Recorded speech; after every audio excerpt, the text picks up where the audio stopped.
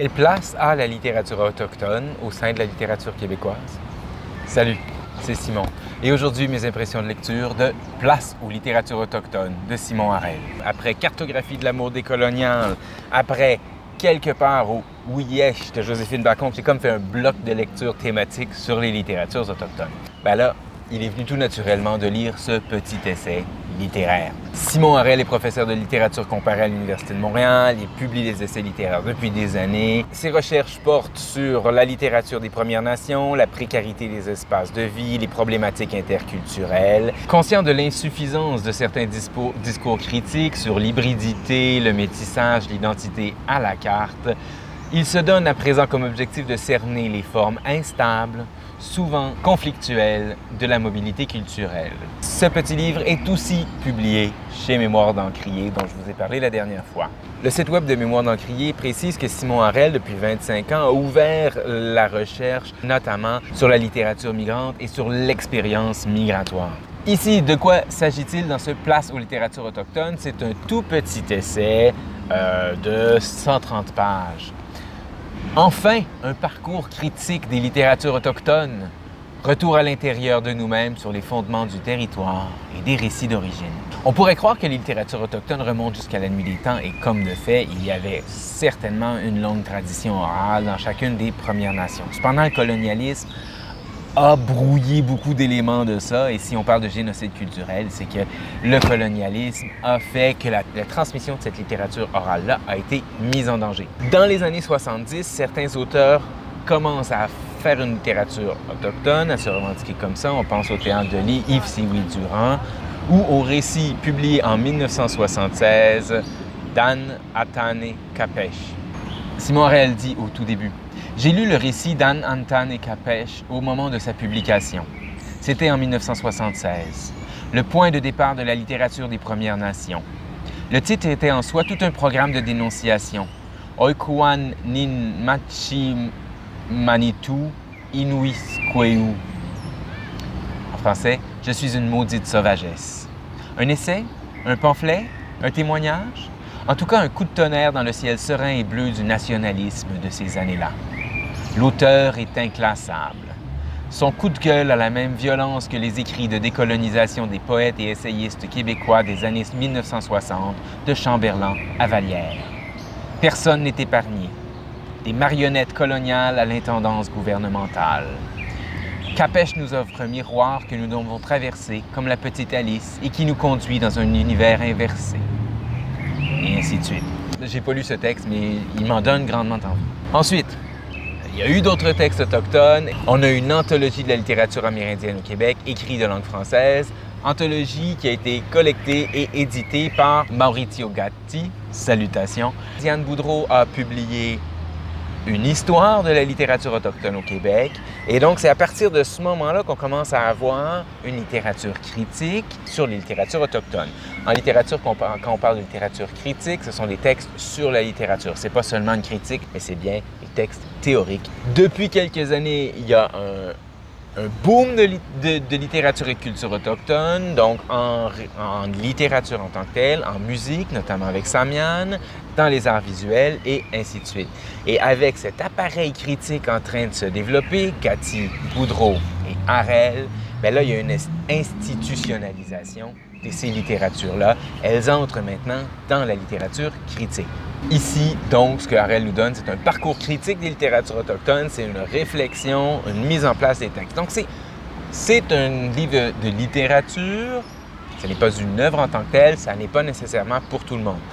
Il y a parfois du vocabulaire spécialisé, du jargon, mais il n'en abuse pas et la phrase demeure simple. Donc, tous les gens qui s'intéressent peuvent le lire. Peut-être qu'il y a certains passages où vous dites « Oh, je suis moins certain des références, des auteurs qui sont cités. » Donc, j'ai beaucoup aimé que pour un livre de théorie, pour un livre académique, il soit très accessible et il se lise très bien. Il y a 6 chapitres, c'est très court. Honnêtement, pour véritablement vous donner des bonnes impressions de lecture sur un tel ouvrage, il faudrait que j'en fasse une lecture moi-même académique en l'annotant, en faisant des résumés.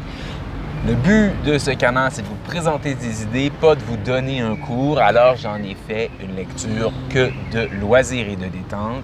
Donc, je vous donne quelques idées, quelques images. sans promettre un compte-rendu très précis. Au tout début, il dit au sujet des littératures autochtones: tout a bougé très vite quand on y pense. Alors qu'il y a une dizaine d'années, la littérature des Premières Nations n'existait qu'en marge des lettres québécoises. La voilà non seulement présente sur tous les fronts, mais aussi multiple dans ses visages. Après un long travail d'élaboration, nécessaire pour que l'accès au monde de l'édition devienne réalité, son corpus s'est rapidement étoffé et diversifié.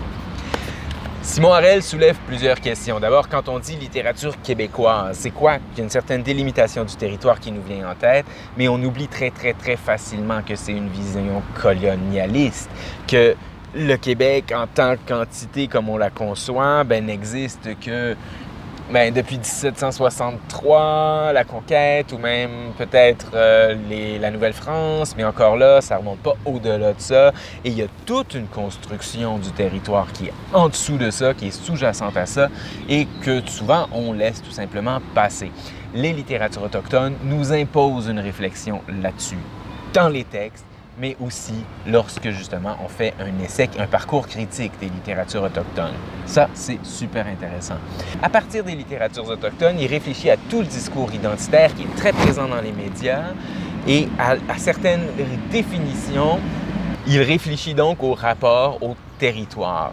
Il fait un lien d'opposition avec un mouvement en littérature qui se nomme Néo-terroir, donc une série de romans qui s'ancre de nouveau dans le territoire. Donc, le terroir, c'est la littérature fin 19e, début 20e, une littérature plus paysanne. Dans le roman du néo-terroir, on ancre de nouveau le roman dans la campagne, dans la paysannerie, mais à la sauce des années 2000. À la différence du néo-terroir, la littérature autochtone se réapproprie le territoire, pas dans un enracinement étroitement local, mais en éclatant le territoire et en assimilant un territoire beaucoup plus intérieur. Il souligne que dans la littérature autochtone qui s'écrit et qui se publie en ce moment, du côté anglophone, il y a beaucoup de récits. Selon Harel, une des spécificités de la littérature autochtone en langue française, c'est qu'elle se manifeste beaucoup par la poésie. Et il offre une grande part au recueil de poésie de Rita Metsokosho, de Natacha Canapé-Fontaine et de Joséphine Bacon. Et il y a tout un long chapitre sur la poésie de ces trois poétesses-là. Pourquoi je vous ai jamais parlé de poésie sur les capsules, c'est que je me sens un peu imposteur. Je trouve que j'ai pas grand-chose à dire sur la poésie. Et puis, je ne saurais pas vraiment comment orienter mes capsules.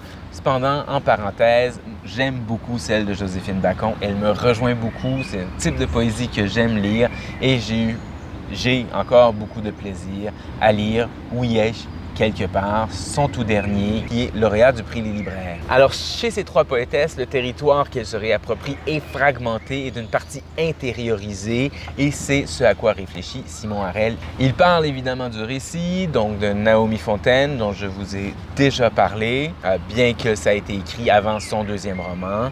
Il m'a donné le goût d'aller découvrir d'autres auteurs qu'on a dans les notes à la fin. Ah, faudrait que je lise ça, faudrait que je lise ça. À partir des littératures autochtones, Simon Harel réfléchit à l'identité québécoise et à tout un discours identitaire qui est présent dans les médias, notamment chez certains commentateurs. Et c'est un passage que j'ai beaucoup aimé. Souvent, on reproche à la littérature d'être dans une tour d'ivoire à l'université séparée de la société. C'est pas le cas ici. C'est un essai qui est très percutant, il est assez dur et il attaque assez directement plusieurs chroniqueurs qui se réfugient derrière un conservatisme nationalisme. Richard Martineau et Mathieu Bock-Côté, pour ne pas les nommer. Il confronte les points de vue qui sont développés dans certains textes de ces auteurs-là, notamment avec ce que la littérature autochtone, les littératures autochtones nous apportent. C'est pas du tout un texte qui se cache et qui prend ses distances. Et ça, j'ai vraiment beaucoup aimé cette partie-là.